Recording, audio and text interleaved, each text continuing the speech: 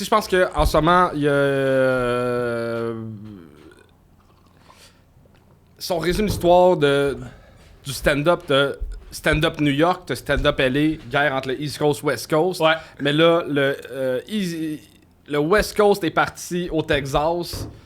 Puis là, avec Joe Rogan, puis sa gang, puis tu sais, Kill Tony, puis ça, c'est pas mal toute la gang de Joe Rogan. Mais là, il y a du monde qui commence à bitcher Joe Rogan, puis tout ça. Ouais. Qu'est-ce qu'on pense du stand-up qui est en train de virer un peu très bro, très maga, très ça? Ouais. Alors, mesdames et messieurs, c'est ce qui jette les bases de cet épisode de la Règle de 3 podcasts. On parle de la guerre des podcasts. Ça part de même. Ouais, ça part absolument comme ça. J'aime ici, ça part sur le Dominique brainstorm. Morin, évidemment, en remplacement de Philippe Drolet. Et là, les gars, je veux savoir... J'aimerais ça que vous me brossiez premièrement un portrait du podcast, mais Attends, ensuite, moi, je suis en train de le lire mon drama... téléphone, j'étais pas du tout dans... C'est pas grave, excuse-moi. c'est sur l'écran, était sur moi, fait que c'est bien parfait. Salut Charles. Salut. Voici. Fait que là, c'est le grand drama dans l'univers du podcast. Il y a What the Fuck Podcast, WTF, avec Mark Maron, qui est en train d'annoncer qu'il arrête et qu'il fait des apparitions dans des podcasts, dans des entrevues, pour dire Joe Rogan a détruit le podcast. A détruit l'humour. Détruit l'humour. Oui, absolument. Le podcast, je pense qu'il l'a pas encore... Il l'a pas détruit, son podcast. T'aimes ou t'aimes pas. Mais c'est que... Oh mon Dieu, OK, c'est tellement... Comment... OK. Le drama en humour. Le drama en humour, c'est ça l'épisode. On commence par ce qui se passe aux États. Je pense que... Il faut parler du Comedy Store pour commencer, je crois. L'histoire du Comedy Store dans les débuts des années 90. Charles, si tu veux te lancer là-dessus. Ok, mais j'ai toujours l'impression qu'il y a eu deux gangs en humour, la gang de New York et la gang de LA. LA, c'était beaucoup... New York, c'est des stand-up, pure stand-up, on fait juste du stand-up. Là. New York, Boston, un peu la même mentalité. Ouais, Chicago, cette gang-là. Ouais. Puis tout ce qui est plus proche d'Hollywood, c'est comme on fait du stand-up pour surtout peut-être devenir des stars de cinéma puis devenir des vedettes. Fait que tout ce qui était plus du gros jeu à la Jim Carrey, c'était plus vibe LA, Robin Williams, c'est LA. Mais là, t'avais quand même du monde, des pros stand-uppers, gars de stand-up de LA qui faisaient du stand-up, des Joe Rogan, des Tony Hinchcliffe, puis eux sont partis au Texas pour une question de taxes puis d'argent. C'est en même temps que la pandémie à peu près, ils ont parti, fait que ça a divisé le camp de LA en deux. Fait qu'il y a une partie qui est devenue Houston, non c'est Austin au Texas. Puis là, avec le Comedy Mothership que Joe Rogan est propriétaire, puis là ça a l'air d'être comme un nouveau hub. Puis eux ils veulent s'approprier le fait qu'ils sont devenus la nouvelle capitale du stand-up international. Mais en même temps, je pense que il y a 5 comedy clubs là-bas versus New York qui en a 50 000. Puis elle est aussi. Fait que je sais pas à quel point la scène est grosse, mais il y a un mouvement qui se crée. Puis en même temps, il s'est créé on va dire une droitisation du stand-up très maga. Là. Puis l'idée, c'est qu'ils sont au milieu du territoire américain, fait que c'est plus facile d'aller faire des gigs. C'est comme si Trois-Rivières partait un comedy club, puis ils sont genre, on est le nouveau bordel. C'est un peu ça. C'est carrément ça. C'est pratique. Trois-Rivières, on peut aller à Québec puis à Montréal facilement. Puis là, t'es comme, OK, mais là, c'est trop jeune pour qu'on puisse valider qu'ils ont take over tout le marché. Ben, il se passe de quoi? Tu sais, Kill Tony, c'est là-bas, Joe Rogan, c'est là-bas, mais il y a beaucoup de monde qui chiale que c'est pas du bon stand-up, c'est très bro. Il y a bien des open micers qui déménagent pour pouvoir faire Kill Tony pour essayer de break là, mais il y a plein de monde qui commence à sortir dans les tout petits podcasts de genre, OK, mais si t'es pas dans les genres 12 que Joe Rogan aime qui font son vrai comedy club, il n'y a plus de place nulle part vu qu'il y a trop de monde qui ont convergé puis il n'y a pas assez de soirées qui ont popé, tu sais. Fait que c'est intriguant. Et donc là, la guerre de territoire et tout, il y a des gens de LA qui en veulent à Rogan d'avoir pris la moitié du marché puis que là, le stand-up est rendu moins fort là-bas. Mais c'est surtout aussi la montée d'une droite finalement dans le stand-up. Tu sais, j'ai l'impression que ce que Joe Rogan représente, finalement, c'est peut-être ce que Jeff Foxworthy puis Larry the Cable Guy représentaient en 95 avec le Blue Collar Comedy. Tu sais, cette tournée, finalement, c'est une tournée d'humour qui a eu un énorme succès avec des albums qui sont sortis, tout le kit. J'ai l'impression que Joe Rogan, il est autant gars du peuple que multimillionnaire. Oui. Fait qu'il y a quelque chose de... Il est quasiment plus autant tech bro que Blue Collar Guy, tu sais. Mais là, vu qu'il y a un peu son propre marché maintenant, tu vois que les gens de LA commencent à plus avoir besoin d'être smart avec tous les soirs. Fait que peut-être que la vérité ressort aussi de genre, tu sais, quand tu croises quelqu'un tous les jours, t'es smart avec, mais quand ça fait 1 an que tu l'as pas croisé, des fois t'es comme, ah, j'aime pas tant ce qu'il fait dans le fond, tu sais. Fait que là, il y a un peu cette énergie-là de genre, ah, mais son stand-up est pas bon. Mais son stand-up. Puis il est juste big parce qu'il y a beaucoup de monde qui l'écoute, mais son dernier special, pour moi, n'a pas vraiment de valeur artistique. Ok, est-ce que c'était pas bon ou pas original? Attends. Je pense pas que c'était mauvais. Non, c'est un gars qui a du métier. Qui a du métier, c'est genre, efficace. il a livré une performance. Ouais. Mais moi, j'ai pas trouvé était ça pas over tight. de droite. J'ai pas trouvé ça que c'était juste un rant contre quelque chose puis qu'il y avait pas de joke. Ouais. Tu sais, c'était pas le meilleur show du monde, mais moi, je pense pas que c'était mauvais. Mais il serait jamais autant connu qu'avec son stand-up, tu sais. C'est sûr. Fait que là, puis là, les gens, ils ont plus besoin de kiss son ass pour faire son podcast. Fait que là, ils sont comme, ok, mais dans le fond, j'haïs tout ce que t'es en train de créer. Puis le public converge à cause du podcast. Fait que là, ils aiment son style. Mais, ouais, je sais pas si c'est sain ou pas d'essayer de repartir à zéro quelque part. Tu sais, c'est comme si toi, tu décides d'aller partir ton propre comedy club puis de tout changer à la game. Mais moi, je suis full down qu'il y a quelque chose de nouveau qui parte. Mais le problème, c'est que il est arrivé sur une nouvelle game de Monopoly, puis il y a déjà tous les terrains, puis il met ses amis sur tous les terrains. Wow, c'est exactement ça. Fait que c'est ça le problème, puis j'ai l'impression que c'est beaucoup de du monde qui se ressemble avec les mêmes idées. Moi, ce que je trouve le fun de l'idée d'un comedy club, c'est que tu peux avoir Guy Nantel puis Colin Boudria sur le même show. Ouais. T'sais, j'exagère mes points, mais ouais. tu vis une expérience, tu t'en vas là pour l'amour de l'humour, puis on te donne plein d'opinions avec comme base de l'humour. Ouais. Mais là, c'est j'ai l'impression qu'il se crée de quoi que c'est très de droite. Je comprends. Moi, le props que je donne à Rogan, c'est qu'il a vraiment poussé sur le fait que tout le monde devait se partir des podcasts, leur propre plateforme, l'indépendance, cette liberté-là, et qu'il crée quand même un feeling de genre, c'est important qu'on s'entraide, de si quelqu'un se part un podcast, tu le reçois sur ton podcast, puis il y a un peu ça quand même au Québec de genre, si tu pars de quoi, tu sais, tu shines la lumière un peu sur tout le monde. Ouais, cette collaboration-là, je la trouve nice. Mais je trouve que Joe Rogan, par contre, il fait avec que des gens qui lui ressemblent et qui partagent les mêmes idées. Tandis que, mettons, un Mike qui donne ses premières parties à Christine Morancy, Preach, puis Jer Alain, Véronique Isabelle Filion, tabarnane, tu sais. Entre Véronique Isabelle Filion puis Pantelis, deux univers, tu sais. Oui. Fait que je pense que c'est ça que le monde reproche beaucoup à Joe, c'est que tu donnes de la chance à du monde qui font la même affaire que toi, puis qui sont pas tant bons. Il y avait du gros bitchage sur Tony Hinchcliffe dernièrement où il disait Tony, il joue il bitch tout le monde, il est méchant tout ça, mais il a sorti 2 specials qui ont pas marché. Exact. Puis son deuxième, c'était il y a genre 10 ans, là, tu sais. Ouais. Puis là, t'es comme, personne sait ce qu'il fait en stand-up, en fait. Ben, il a fait le rose de Tom Brady. Ça, il a tout pété. Ça, il a tout pété. Mais, ouais, mais c'est ça, c'est pas un stand-upper. Puis c'est un peu wrong de... Ça, c'est des gens qui veulent s'approprier l'identité de comédienne, mais qui sont en fait beaucoup plus podcasteurs, là, tu sais. Fait qu'il y a une question identitaire qui est weird. J'ai vu il y a des podcasteurs qui analysent des podcasts maintenant aussi, ben un peu comme on fait. Puis là, c'est comme le shift est rendu que Joe Rogan a plus besoin de Shane Gillis que Shane Gillis a besoin de Joe Rogan. Mais ça, c'est beau à quelque part. C'est beau, mais ça veut dire que le paradigme a complètement shifté. Joe Rogan a besoin d'avoir un podcast où Shane Gillis vient à tous les 2 mois pour justifier le fait qu'il est encore crédible dans les stand-uppers puis qu'il est encore à jour. Mais moi, j'ai l'impression que Joe Rogan... Shane Gillis et Mark Norman, by the way. C'est les deux crédibles. On dit, il est plus à la mode, mais il est encore tout là. C'est plus cool de... Tu sais, comme tout le monde a eu des Tamagotchi, mais c'est juste les premiers qu'on avait qui étaient cool. Mais tout le monde écoute encore Joe Rogan. Mais c'est plus cool de dire, hey, moi, j'écoute Joe Rogan. Ouais. Mais je pense qu'il est pas encore sur un déclin, là. Les vues sont encore là, puis... Non, mais c'est que genre... Il est plus innovant. C'est que les gens se questionnent s'ils méritent l'identité d'être un top comédien. Il fait longtemps qu'il l'a pu, ça. Parfait, on est d'accord. D'être un top Merci comédien. d'avoir été à l'écoute. Mais non, mais c'est ça. C'est juste parce qu'il y a tellement une grande notoriété, puis on le sait qu'il fait du stand-up, mais c'est ça, il y a quelque chose de weird dans le... C'est un podcasteur qui fait du stand-up, c'est pas un stand-up qu'un podcast. Exact. Il y a quelque chose de weird là-dedans. Mais je serais curieux, il joue combien de fois semaine, Joe Rogan, d'après toi? Je sais qu'il va faire beaucoup les shows de piger des thèmes, tu sais, Bottom of the Barrel, des trucs de même. Mais là, il joue moins, puis je pense qu'il veut prendre plus de temps pour écrire son prochain show. Fait que c'est comme, je pense pas qu'il joue tant que ça. Je pense qu'il est plus comme présent dans les loges que sur scène tout le temps, là.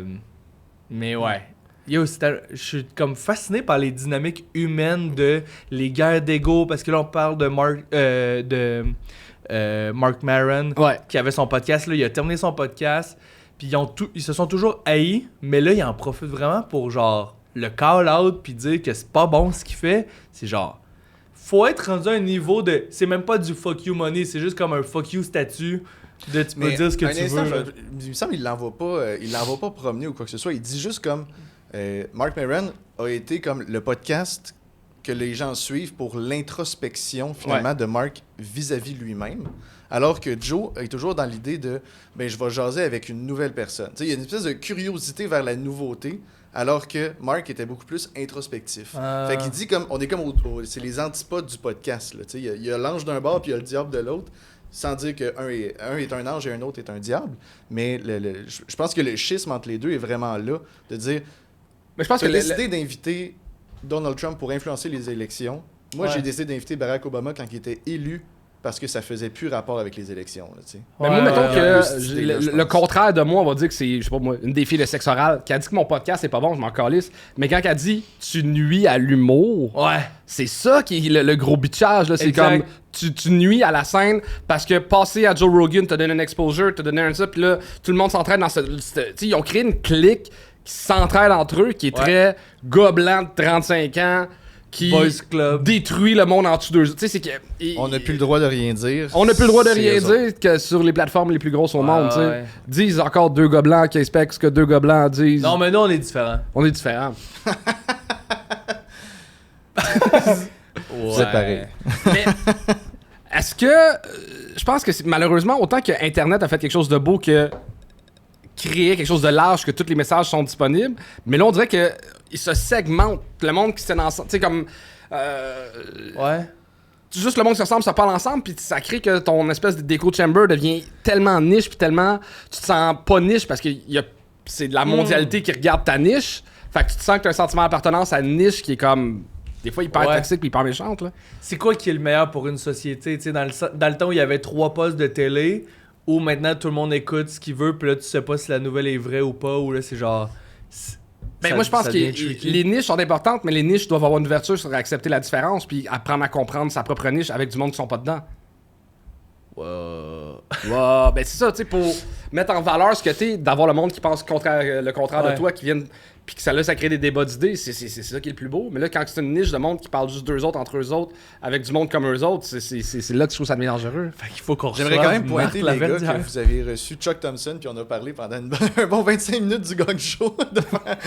Mais oui, on est pas mieux, là! On est des gars qui s'assemblent pour parler de ces exactement projets-là que vous avez ensemble. Mais tu sais, l'autre épisode d'avant, on avait Evelyne Roy-Molga, qui a genre la moitié de mon âge, qu'elle a fait du crowdwork, puis j'ai eu le crowdwork, puis tu sais, je pensais ça un peu se confronter à des idées différentes, là. Ouais.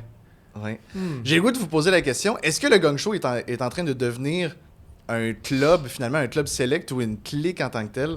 Est-ce que vous voyez ça venir? Est-ce que vous voyez ça, genre des discussions de « Ah, toi, t'as-tu fait le gong? Ok, je te parle parce que t'as fait le gong ou je te parle pas parce que t'as pas fait le gong? » Ouais. Mais je sais que dans les loges, j'habite un peu sur le Gong Show...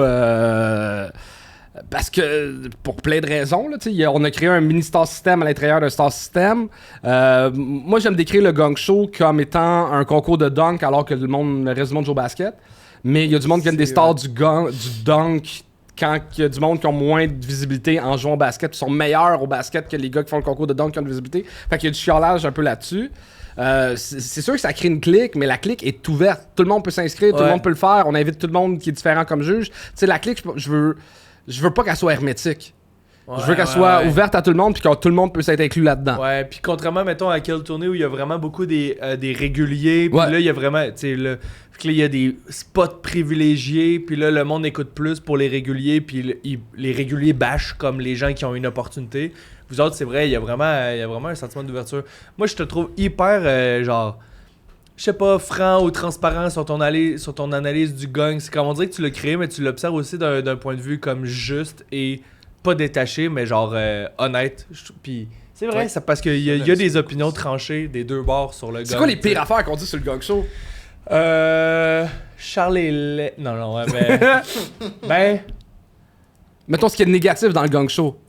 À part que ça crée plein d'open micers, puis que là, ça fait moins de spots au monde pour jouer, là. Mais pour vrai, ça ressemble à ça, tu sais. Genre, je pense que t'as déjà tout entendu. Il y a personne qui m'a dit comme.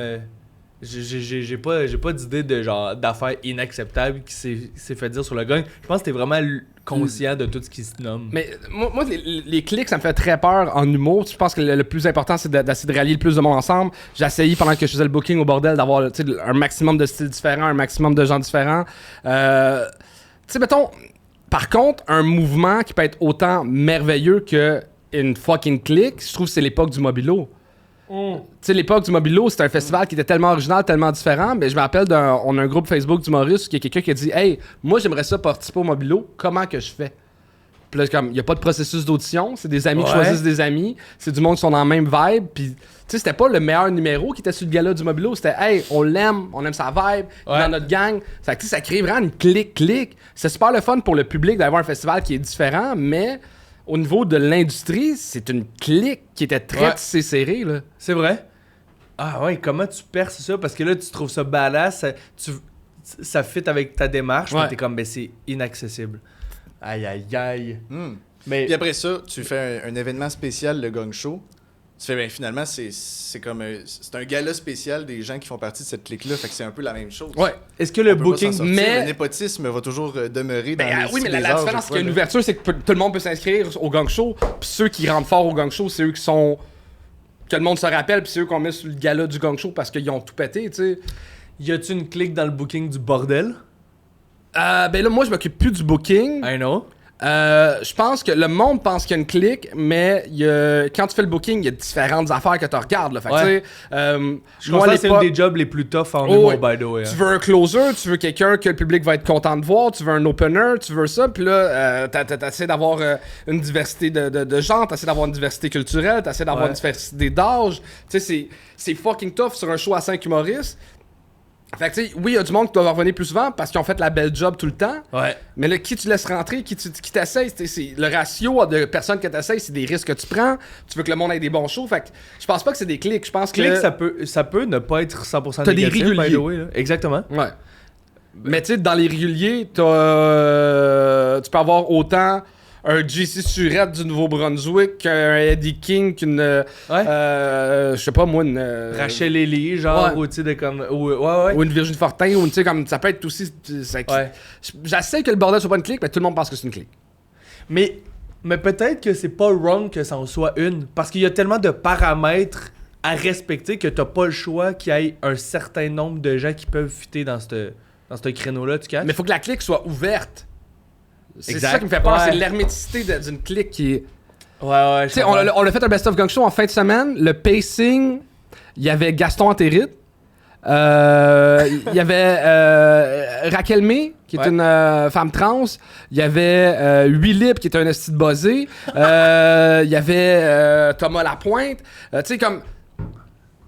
C'est tout sauf une clique si tu mets ces 6 personnes-là dans une loge, là, tu sais. Jess d'Alterio, tu sais, c'est comme... Ça a l'air d'être des castings de sitcom, là. Quasiment, là. Les gens sont tous typés différents. Ouais. Ah, ok, mais j'essaie de comprendre. Puis j'ai l'impression qu'il y a une clique de plus en plus... tu sais, t'as la clique Fishnet. Ouais. Qui est très hermétique aussi, là. Absolument. Tu sais, comme ils ont réussi à louer le National pour remplir ça tout l'été. Tout le monde a aimé ça faire ce show-là. Maintenant, c'est leurs amis à eux autres. C'était pas le meilleur numéro, c'est leurs amis. Puis c'est vendu de même. Mais en même temps, tu vas voir ce show-là. T'as tout le monde qui a à peu près le même style d'humour. T'es content d'aller voir ce show-là, tu sais. Ah ouais. Mais en même temps, t'as la clique après ça, KO, que c'est tout du monde qui s'invite entre eux autres aussi. Tu sais, comme, ils se créent ces cliques-là. Puis moi, je trouve ça fucking dangereux. Ok, qui c'est qu'on pogne dans la clique de Règle de 3 podcast? Mais la clique de la Règle de 3, c'est du 3, man. Bienvenue dans la clique, man. T'es rendu le nouveau prospect. On a parlé un peu de l'humour aux États-Unis. Mettons que tu peux te partir ta carrière demain. Tu parles super bien anglais. Tu choisis quelle ville? New York. Tu choisis New York, hein? Ouais. Ah, je suis d'accord. Moi, il y a quelque chose que je me rends compte, c'est que j'aime ça faire mon show solo parce que c'est le fun de faire 1 heure sur scène, mais j'ai bien plus de fun à jouer devant du monde qui me connaissent pas passer de défendre 15 minutes. Je comprends. C'est tellement plus le fun. C'est comme mon humour est drôle. C'est pas moi que vous allez me voir. Vous aimez mon humour parce que vous riez. Je comprends. Ça, c'est ça que j'aime. Puis New York, j'ai l'impression que c'est ça. C'est le stand-up avant tout. LA, c'est les vedettes. Puis là, il s'est créé une espèce de Texas, je sais pas comment le voir, là. Non, ça a l'air 100% hermétique. C'est drôle, j'ai écouté le sous-écoute de Louis-José. Ouais. Là, il disait qu'il a écrit 1 heure, il va la scraper, puis il en recommence une autre. Parce qu'il aime le processus de builder 1 heure. Puis là, j'étais genre, oh wow, le gars, il peut faire tout ce qu'il veut avec sa carrière, mais il choisit quand même que le bout d'aller tester des nouvelles idées, puis d'être stimulé de même, il trouve ça malade. Puis ça fait 25 ans qu'il fait ça, là. Exact. Ça veut dire que lui, il pourrait partir en tournée demain là, avec genre 10 minutes, puis jaser le reste, là, on s'en fout. T'sais, le monde serait là. Mais il choisit de pas aller devant son monde tout de suite parce qu'il aime le bout du club. Je trouve ça badass. Mais tu sais, comme tout le monde parlait de les humoristes, il faut que ça écrive 1 heure par année, mais Louis-José partait en tournant avec 3 ans, il sortait un show secret, fait qu'il sortait 3 heures de stock par 3 ans, là. Depuis toujours. C'est vrai. Fait qu'il faisait ça bien avant que ce soit même à mode, là. Ouais, il est juste pas buildé de la même façon. Il est juste pas buildé de la même manière, mais... Un instant de dire que c'est à la mode, là. Ça a commencé avec George Carlin dans les années 90. C'est un très bon point. Je parle de la mode québécoise de Ouzou Fest, sort une nouvelle heure, tu sais. Je te suis. C'est un bon point, George Carlin. Ouais. Tout le monde, Louis C.K. a essayé de faire ce que George Carlin a fait, puis tout le monde a essayé de faire ce que Louis C.K. a fait, de sortir une nouvelle. Puis là, tout le monde va vouloir faire ce que Josh Johnson fait. Ouais, qui lui, t'as 45 minutes par semaine, ça a comme que de calice d'allure. Ah ouais. Ah, j'ai joué. T'aimes-tu ça quand il y a du monde que tu connais dans la salle? Tu sais, mettons, show solo ou club, ou tu sais, genre, la cousine de ta blonde veut venir voir ton show. Tu sais, vu de savoir qu'il y a du monde qui te connaisse dans la salle. Ah, moi, ça me stresse parce que souvent, c'est le monde qui dérange dans le show. Ah oui, c'est vrai, ça! Ouais. Je la connais, ça. Tu sais, comme. Ah, je comprends. C'est que ça, j'ai ça, mais moi, mes pires choses, c'est tout le temps quand il y a quelqu'un d'important dans la salle. Je le sais. Ça me fait toujours. Puis, que je sois au courant ou pas au courant. Oh, programmateur de gala. Je suis comme tabarnak. Ouais, je me suis planté. C'est mon pire show depuis 6 mois, puis c'est pas là. Je me suis planté. Ben, j'animais un show tough devant la bookeuse de Juste pour rire. C'était genre le. J'animais à Québec, puis là, il fallait que les gens de nouveaux visages testent. Fait qu'on avait. Pour vrai, genre 17 personnes sur le show qui faisaient des 8 minutes. Puis là, ma gérante était comme, ben il faudrait que le public là, soit prêt là, genre en 5 minutes. Fait que j'ai eu le temps de parler genre à un dude qui m'a dit que genre lui il était téléphoniste pour le 911. Puis là j'étais comme, ok, c'est quoi l'appel le plus bizarre, drôle que t'as eu? Puis il était genre quelqu'un qui s'est gonné au téléphone. Puis j'étais comme... J'étais genre... Mesdames et messieurs, faites un tonnerre d'applaudissements. Ah, c'est terrible. Puis là, il y avait genre les gens de Juste pour rire qui étaient là. Puis je suis comme, ah, ben vous avez pas vu la meilleure version de moi-même. Là. Fait que, ouais, ça, c'est tough. Gérer le bout où il faut que tu sois bon. C'est là le bout le plus tough. Parce que je vais faire un podcast devant le public bientôt. Puis là, j'étais comme, j'invite-tu ma blonde ou pas? Ou tu sais, elle voudrait sûrement être là pour moi. Mais moi, j'ai comme décidé dans ma tête sans y en parler. Je suis comme, je veux pas qu'elle soit là. C'est correct, je pense qu'elle va comprendre. Ouais. Mais je me sens mal. Mais si on revenait au sujet du drama en humour, oui. Au Québec, il n'y en a pas tant. Ah ben oui, attends, il y a eu l'hashtag MeToo, il y a eu... Fais humour, actualité, tu vas trouver beaucoup d'affaires. Ouais. Sur Google. On nomme-tu des... on nomme des insides sur le Patreon ou... On peut nommer des insides sur Patreon, mais tu sais, je parle mettons de guerre entre humoristes sur des mouvements ou des courants. Je pense qu'on est tellement un petit milieu qu'on accepte d'être tout le monde ensemble. C'est parce que les vrais guerres, les gens veulent pas que le monde sache que ça existe. Quelle guerre qu'il y a? Non, mais du monde qui saillisse. Ou genre... Oh, mais t'as le droit de pas aimer quelqu'un, mais là, c'est de pas aimer son humour ou pas aimer son... pis de bots. Tu sais, moi, je trouve que la guerre entre Maron pis Rogan, c'est vraiment dire, ça, c'est nocif pour mon art. Ouais. Pas, j'aime pas cette personne-là, elle a Frenchie, mon ami, quand tu sais. Ouais. Il y en a un grand combat, et c'est Mike Ward contre Kader Aoun, je crois. Oh man, c'est moi qui l'ai géré, ça. Comment ça s'est passé? Ok, ça, je vais le compter. Ton bon je me rappelle pas c'est quoi? Kader, c'est le writer de Gad. Le gérant, dans l'entourage de Gad. En tout cas, on va parler là. C'est Chris, en plein milieu. Ok. Copy Comic sort, whatever, Mike, Gad Elmaleh. Comment ça s'est passé? Gad a joué au bordel, une fois. Oui. Tu sais, super cool, vraiment fin, personnage super sympathique. Il se rajoute sur un show à la dernière minute, il fait moins de temps que tout le reste du monde sur le show, à l'aise avec ça. Tu sais, comme, il fait 8 minutes, c'est Gad Elmaleh quand le monde font des 12. Puis, je pense, je ne sais plus quand, mais genre, une couple de temps après, Mike, il me texte, est-ce que t'es à l'aise que Gad ne joue plus jamais au bordel? Je suis comme, ouais. Mais moi, dans la tête, c'est comme, on va en reparler au prochain meeting. Ouais. Si Gad me demande, je vais faire comme da. Puis là, je suis comme, je dis oui à Mike, puis je suis comme en me disant, je vais régler ce problème-là plus tard. Mike, la seconde après, pas texte, il tweet, Gad est barré du bordel. Puis je suis comme, puis là, je reçois des messages textes d'humoristes français comme, disant à Mike d'enlever son tweet. Puis je suis comme, non, je peux pas. C'est Mike va pas m'écouter là, puis j'ai pas rapport là-dedans. Ouais. Puis on est tous d'accord avec l'idée qu'un voleur Ah oui, de le joke gars de- qui adore la liberté d'expression. Tabarnak, c'est tout moi qui a géré ce drama-là, mais c'est un drama qui a pas tant duré. Tu sais, Gad a pas besoin de jouer au bordel, là. C'est pas. Mais ça a fait un. Ouais. Ça a fait brasser, mais. Y a-tu une rivalité Québec-Montréal en humour, genre? Pas tant. Non, c'est tout le monde joue des deux bords maintenant. Puis Québec a tout racheté, anyway. Ouais, Québec a gagné. Comme Ouais, Québec comédien a tout racheté. Mais back in the days, il y avait de la chicane de si t'animais un gala à Montréal, tu peux pas jouer à Québec. Sur le gala de personne. Fait que t'avais des petites guerres de choix d'animateurs pour les galas. Mais y a pas tant de drama en humour, je pense. Ou penses-tu Ben, il y a que... les humoristes de Québec. Les humoristes de Québec, en tant que tels, sont vus comme une clique à part de les humoristes de Ouais, Montréal. mais les bons de la Clique Québec D'accord, déménagent à ça. Montréal. Exact. Fait qu'on va toujours gagner. Elle sait plus c'est qui est dans la clique de Québec. Il tant reste que ça. Faf. Ouais. Tu sais, établi, mettons, là. Ouais. Oh, pas Jeff Otis, beaucoup. il habite encore à Québec? Je pense qu'il a déménagé en région. OK. Mais ça fonctionne. Tu sais, quand je me dis c'est qui les humoristes de Québec en ce moment, là, mettons, je pense à Faf. Puis même si, tu sais, c'est un gars de la Beauce, je pense. Là. Il Ouais. est dans la Beauce, c'est quand même ridicule. Ouais. Mais les humoristes de Québec, c'est Faf, on a JF Otis, on a Sam Vigneault, Oui. qui compte comme un humoriste Je de Québec. pensais qu'il était de Trois-Rivières. Un gars de Trois-Rivières? Non, c'est Campagne, c'est un gars de Plessisville, je crois. Ouais. Si je ne Ok. Puis il y a qui d'autre? Steve Biko. Je pense qu'il est de Biko Québec. Ouais. compte. Ouais, Mais Steve tu sais- Biko compte. Mais après, genre, moi, je viens de Québec, mais j'ai déménagé, là, ça compte pas. Ben, je pense qu'il devrait y avoir plus de drama en humour au Québec. Oui. Juste parce que le fait, mettons, que t'écoutes ce drama-là entre Rogan puis Mark Maron, parce qu'il y a quelqu'un qui critiquait, une grosse vedette qui critiquait en disant « Hey, t'es pas pertinent ». C'est motivant à faire comme « Hey, faudrait peut-être que je fasse de quoi de pertinent, effectivement, si je veux avoir une crédibilité dans ce milieu-là. » Ouais. T'sais, moi, je pense vraiment que du temps de scène, c'est un honneur. Puis cet honneur-là, il doit être honoré de manière à essayer de quoi qui est différent, qui est le fun, qui est original, qui est assez d'amener une proposition qui est de toi, tu sais, comme essaye d'amener de quoi à ton art, sinon donne la place à quelqu'un d'autre. Wow. Ouais.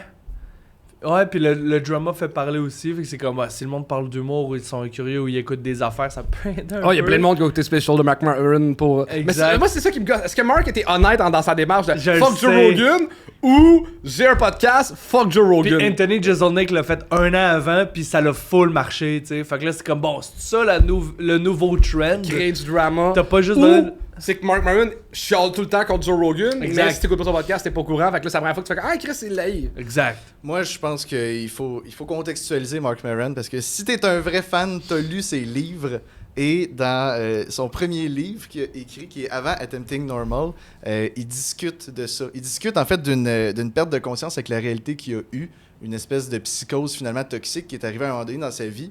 Puis c'est le pourquoi est-ce qu'il a quitté, finalement, il a quitté LA, il a quitté le groupe de LA puis du Comedy Store pour faire son podcast.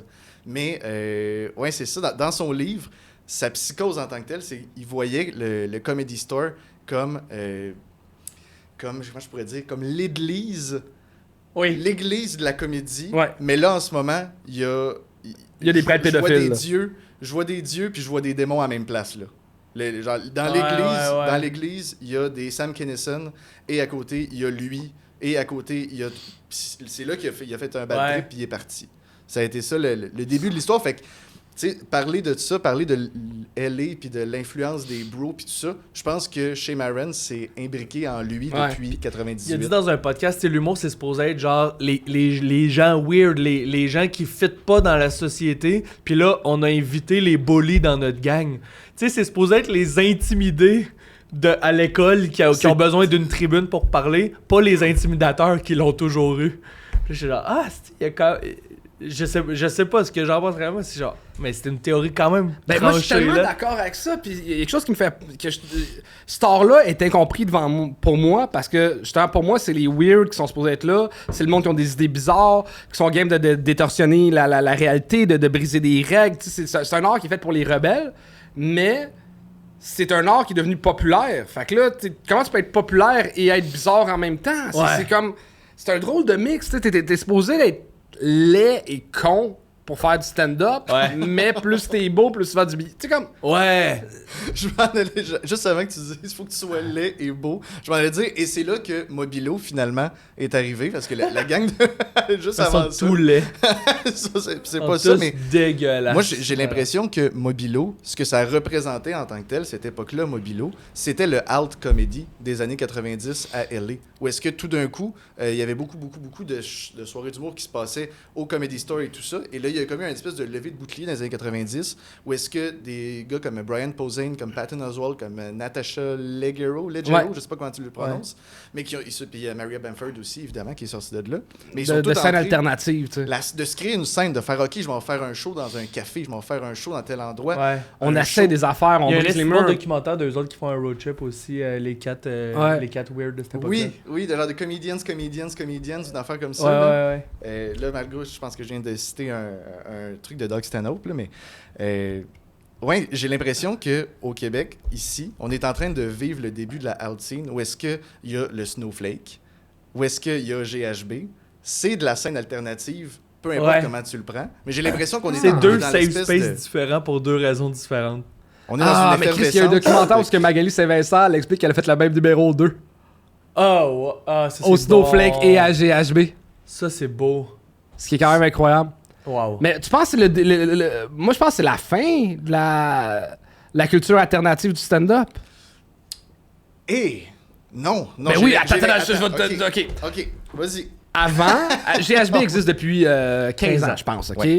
Snowflake, c'est quand même nouveau. Ben, soirée de Lucam à Colin, c'était un peu dans ce vibe-là, v'là 6 ans. Ouais, ben c'était plus une soirée d'humour normale que... Mais à Lucam, c'était quand même... Je comprends. Mais sinon, en tout cas, ce vibe-là existait déjà, mais j'ai l'impression que maintenant, même... Étant donné que tout est fait pour se ramasser sur les médias sociaux éventuellement, tout est fait pour être grand public, même dans l'alternatif, tu vises une niche grand public. Pas grand-chose qui sort de GHB, là. En termes de contenu. C'est fait pour être dans le sous-sol de la Breu. Ouais, mais même moi, j'allais là pour tester, pour de voir l'amener grand public. Ouais, mais c'est parce que t'étais chroniqueur puis parce que tu veux avoir un show Frites et moules est je pense, est exactement le high de la scène alternative des Pic-Bois. Bien plus que maintenant ce qui se voit en festival. Ce que tu vois en festival maintenant ou ce que tu vois en tournée, tu sais, c'est quoi le alternatif? C'est genre... Ouais. Tu veux pas Bric dire, et brac Charles? qui font... Tu veux pas dire, Charles, mais c'est pas ça. C'est quoi C'est le gong show. C'est le gong show qui donne une voix à tout le monde. Ouais. C'est le gong show qui fait, OK, ceci peut être un freak show autant qu'un show qui réussit. Ça fait partie. Tu fais partie, je crois, de la scène alternative.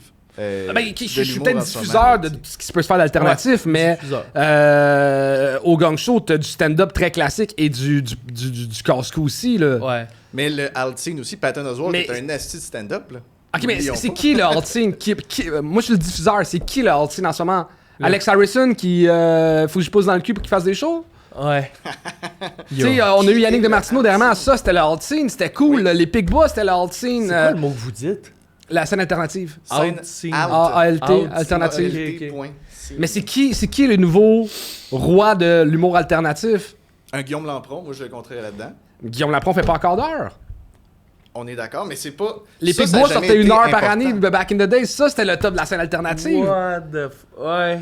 Ben, oui. Ben ça, oui. Là, ça, indéniable. L'heure des Pic-Bois par mois, ça a été... Est-ce que ça a été une belle run? Je sais pas si vous avez Man, le show d'impro des Pic-Bois, j'ai vu la première. C'était incroyable. Ben, Jeff Denomé, en termes de trash, c'est genre... Lui, il assume comme 100% sa ligne. Ouais, ou même Faf. Il fait des heures, exact. Ouais. Mais l'humour trash, c'est pas l'humour alternatif, là. On est dans un comedy club, là. Le Terminal Comedy Club présente les soirées Vortex. Ah, ben j'avoue que Ouais. des gars comme Alex Lévesque, des Alex gars Lévesque, comme... Jean- même- Jean-Michel Martel, il commence à tourner là. Ouais, là. j'avoue. Michel Martel aussi. Je pense qu'on se dirige tranquillement là-dessus, puis ça va être la nichification, si vous me permettez l'expression que je viens d'inventer, des soirées d'humour. Ça va être une soirée d'humour 100% personnage, une soirée d'humour 100%... Avec Christopher Reggiani, ouais. 100%... J'aime pas ça, moi. Mais moi, il y a quelque chose qui est théorique, je sais pas si c'est vrai. Quand le monde va bien, l'humour absurde devient en mode parce qu'il n'y a plus de problème. Tu sais, comme tout le monde va bien. Fait que là, c'est l'absurdité qui devient drôle. Et quand le monde va mal, crise économique, guerre, famine, c'est là le stand-up, politique. l'humour noir, parce qu'on va rire, parce qu'on a besoin de sortir cette mal-être de là. Puis là, j'ai l'impression qu'on s'en va vers quelque chose de très dark. Fait que peut-être que le... Ou c'est-tu l'inverse?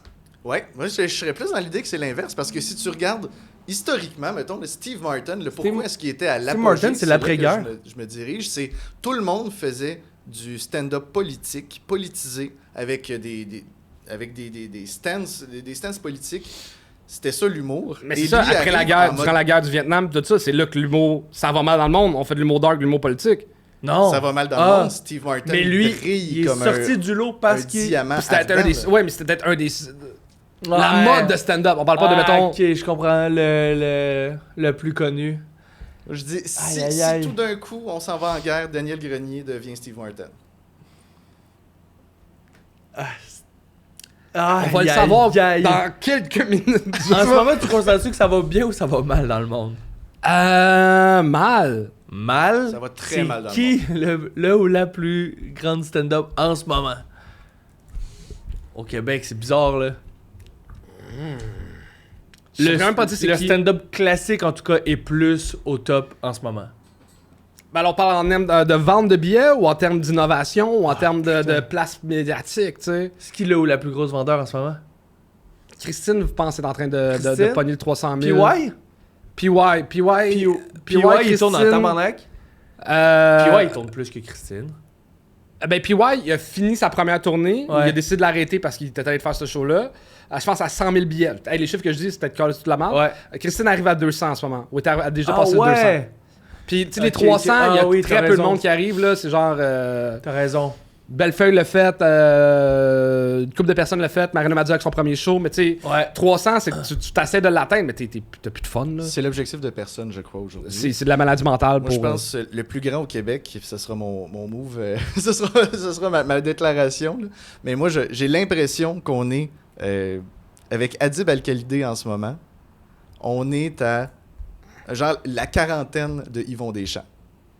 En voulant dire que le wow. plus beau stock est dans Ah. la soixantaine à Yvon Deschamps, mais j'ai l'impression que Adib, on est en train de le pogner à 40. Là. Mais moi, c'est définitivement un de mes prefs, mais je le considérais pas parce que il fait 40 shows puis il le met en ligne.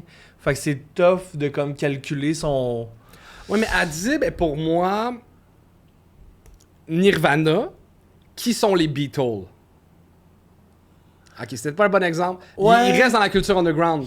Ouais. Tu sais, comme... On parle d'une Christine Morancy qui vend 200 000 billets. Je pense que même si Adib voudrait, il vendrait pas 200 000 billets. Là. Non, puis je pense...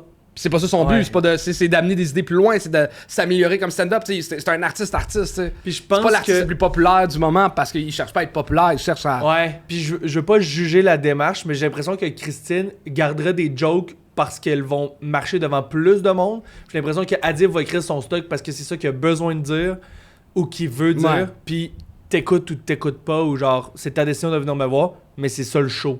Puis Ce qui il recoupe, bougera plus de finalement, là. quand je dis Yvon Deschamps à 40 ans, le Yvon Deschamps à 40 ans que je parle, c'est le Yvon Deschamps qui a des gens qui quittent la salle pendant qu'il parle. Tu sais? Ouais. J'ai l'impression il est en train de gratter puis il est proche de l'or, là, tu sais. Ok. Je suis excité. Mais est-ce À qu'on a chaque fois peur que j'écoute un show que de Adib Adib, devienne je un suis genre de vraiment Woody Allen puis il lâche le stand-up pour un autre art? Hey, j'avais Chris, peur. t'as mauvaise comparaison! J'avais peur Chris, non, de... mais- Pourquoi tu Tu sais, penses qu'il va donner ça? Il trippe réalisation, il trippe Ouais. musique. Est-ce que Ok, moi, j'ai une question pour le Patreon. Ok, gardons ça pour ça. Pour le Ta Patreon. question? Ma question Veux-tu la qu'on nommer? va s'en parler, si Sous-Écoute est le Joe Rogan au Québec, qui va partir en guerre contre Sous-Écoute puis contre Mike Ward prochainement? Ou est-ce qu'un jour, on va attaquer le roi parce qu'on va avoir besoin de vivre quelque chose d'autre? Je pense qu'il y a du monde qui le font déjà. On en parle sur Patreon. C'est déjà la fin de l'épisode. Un énorme merci d'avoir été là. Si tu veux encore plus de contenu, on a un Patreon pour 2$, t'as les épisodes en audio. Pour 5$, t'as les épisodes vidéo d'avance. Et si tu as le goût de faire de l'humour, il existe la formation Étienne Dano avec qui on est partenaire. Ça se fait sur le site d'Étienne Dano, etiennedano.com. Dans formation, il y a un code promo règle de 3 en chiffres. Ça te donne 33% de rabais. Sinon, t'as-tu d'autres choses à plugger? L'humour! L'humour, on est en show, checker nos médias sociaux pour nos dates de spectacle. Et vive l'humour, vive le stand-up, vive la culture, vive la règle de 3. À bientôt.